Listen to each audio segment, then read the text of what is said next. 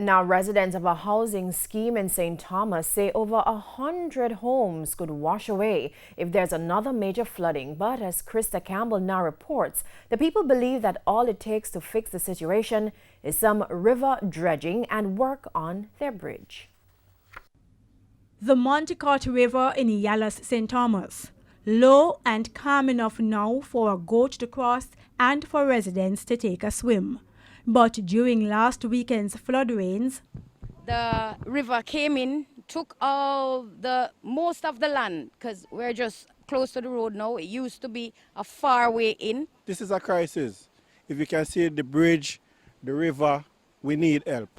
Please help us. Cries for help because with each heavy rainfall, the river dumps more large stones and other materials closer and closer to the Montpelier housing scheme. An estimated 400 residents live here.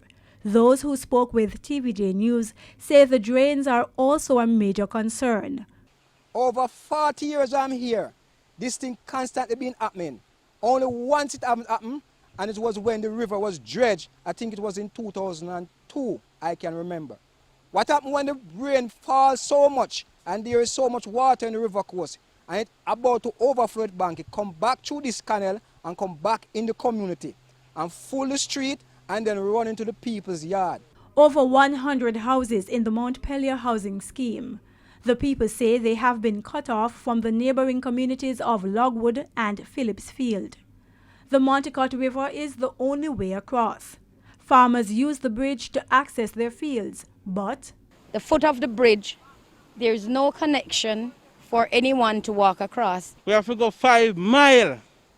5 miles. Just it goes come a road where we can go on the road and know say people have to go to school, go to shop and all type of things. despite dumping large stones onto the roadway, residents say the river is also filling up with the excess materials, making it almost level with the main road.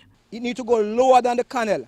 And we need another piece of retaining wall coming from up the river that can bring the water around the culvert so the water can just freely have passage go down.